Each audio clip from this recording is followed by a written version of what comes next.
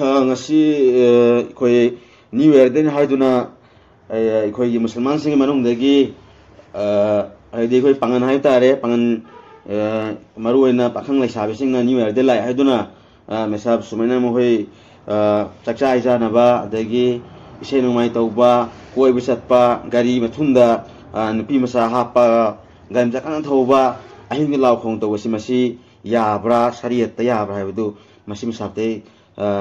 khangning ba haibitare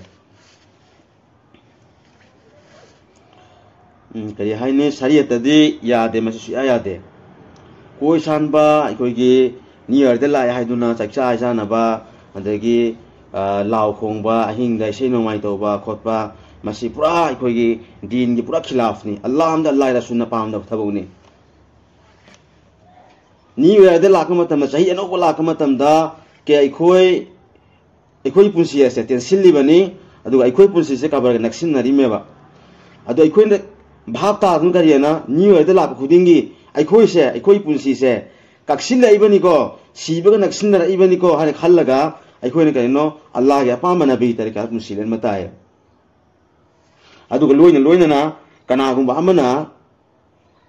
hauje ikoi ing khalai ba ikoi ga haitare pakhang lai sab sing ikoi pangal len lai ba sigi matang gani panjani ba atopagi ikoi na chatnabi se chatnabi pusil aga ikoi na ikoi moina hai hai betai kan mi moi atop me amai tai story sidi degi atop to mem to how to sen hai begi makoi na argument to re kari na matam ikoi ge makoi mana de kari ge si parman de no Allah nabi alayhi salam hai bi kari na الدنيا سجن المؤمن وجنات الكافر نبينا दुनिया है बसे औ कमा काला अलैहि सलातु वसलाम दुनिया है बसे करिनो मोमिन मुसलमान के दी दुनिया से जेन खनानी अदुगा काफिर के दी जन्नत ने सिनाइस जेन खना तो निमु तो बुया दा बने दुनिया से कोई जेन खना ने कोई तो निमु तो बुया रो अल्लाह अम अल्लाह रसूल तरीका के पुसिलेन मतायो अदुगा इखोइना अतोप धर्म की चन्नबे से इखोइना अखोइना चटप तारे अदुइ बतार के मसी से इखोगे लेबक थिंगा होगनी इंगा मयाम पखंग मसा इंखलाइबा अखोगी सिंगदा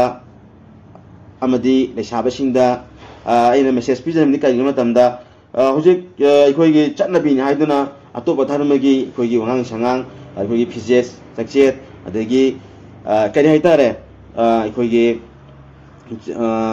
मैथोंग मसी करि हाइतारे अतोपगी धर्मगी मखोगी फैशन मसी तौबगी मसी की चटनबे से तुकमति नोंगनोंगी डे बाय डे गलाई मसी यामना फत्तबनी मसीना इखोइबु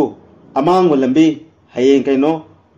अल्लाह फंगम तमदा अल्लाह साउदबा अदुम लंबी दा इखोइसे पुखिन हाइबसे मसी थाजबियो मसी की प्रमाण दे दलील प्रूफ दिगारिनो अल्लाह नबी अलैहि सल्लम करियना मन तशबा बिकौमिन फहुवा मिनहुम कनागुंबा अमना अतोप धर्म अमगी चटनबी तम तारगदी हारे मी दो हारे मुसलमानी पखंग मोगेरा लेसाबी होगे अहल होगे नुपी होगेरा हारे अखोगी पंगन ने लाइरे पखंग लेसाबी अहल मंदो होगेरा मखोय दो केनो हये हवत हे का मित हवत का मतमदा करी अदुम मखोय चटनबी तम ले मी सिंग दो धर्म सिंग दो अदुई कबर दिगा हवल कन्या हाइबसे अल्लाह नबी अलैहि सल्लम ना फजर मौन हेबिरम लेबो अदुना इको मुसलमान पुगा मुसलमान का बरदा फुंगबरगा पानी का बरदा फुंगबरगा हये अदुम मखोय अदुम गेर कोंबी अदुम नन मुस्लिम का बरदा इको हवल पता इको हसदसी इको ओय बता रगदी इको मति लाइबक थिबा दु ओगदने खनजै अदुना मयाम दाइन पिजे मेसेज ती हाना इको न्यू ईयर गेने तौबा याबा तौखरे अदु बता मदो अल्लाह दा हाय बता अल्लाह लान जखरे आइदुना अदुवा हंदक तेगेदी इखोइना लेमहर पुंसे सिंगसे न्यू ईयर दला खुदी इको पुंसी तेंसली बनी नो खदमते हराव दबनते अखो कपदबने को कपदबने अदुना कपसी अल्लाह दा हाय जसी नी जसी मसीना इना मयाम मेसेज पिनिंग मदि मसी हाय जरगे रुसिन जरगे मयामना हर जुम्बा सुम्बा तंतक वीडियो असी मतुंग दे खुदोंग सा फंगबे मक्ता लाइक तो बियो सब्सक्राइब तो बियो दो शेयर तो बिया बेसिजो हाय जरे